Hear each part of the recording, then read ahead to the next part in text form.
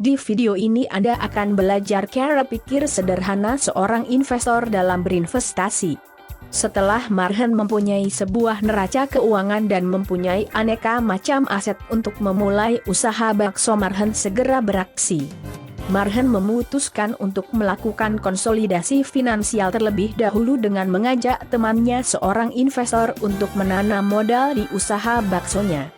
Marhen hendak menawarkan investasi 5 juta rupiah kepada investor untuk ditukar dengan 50% dari ekuitas usaha bakso Marhen. Dengan investasi tersebut Marhen berencana membeli 1 gerobak bakso lagi lengkap dengan peralatan dan perlengkapannya, sehingga Marhen bisa menjual bakso lebih banyak dan menggandakan pendapatan.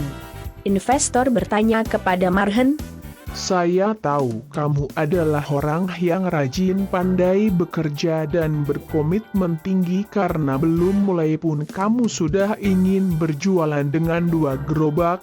Saya kagum dengan tekadmu.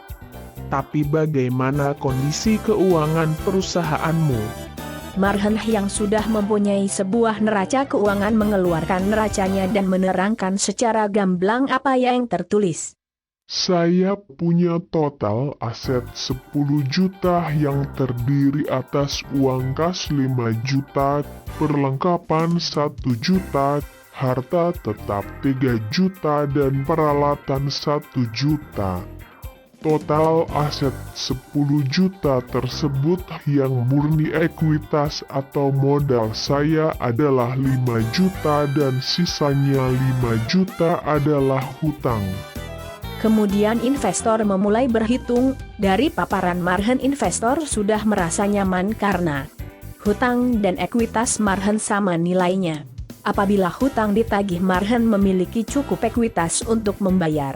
Apabila investor menanam modal, maka usaha bakso Marhen akan memiliki nilai ekuitas 2 kali lipat nilai hutangnya.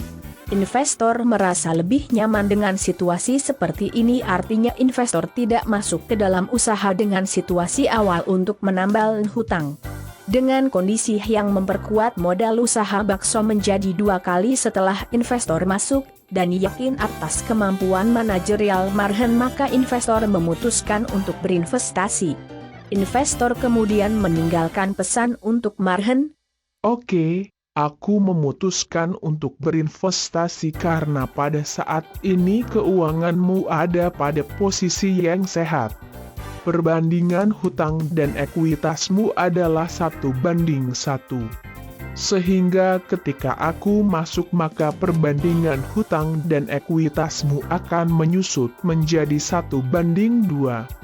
Aku yakin dengan investasiku ini dan kemampuan manajemenmu, usaha bakso Marhen bisa mencetak laba 2 juta setahun sehingga usaha bakso ini akan mendapat ROE sebesar 20%. Bakso adalah makanan yang laris. Aku yakin sejelek-jeleknya laba usaha masih 1 juta setahun atau setara ROE 10%. Kalau ada rezeki aku yakin ROE-nya bisa jauh di atas 20%. Tolong gunakan laba usahanya untuk membayar hutang atau membeli gerobak, perlengkapan dan peralatan baru sehingga modal ekuitas usaha bakso ini bisa lebih besar."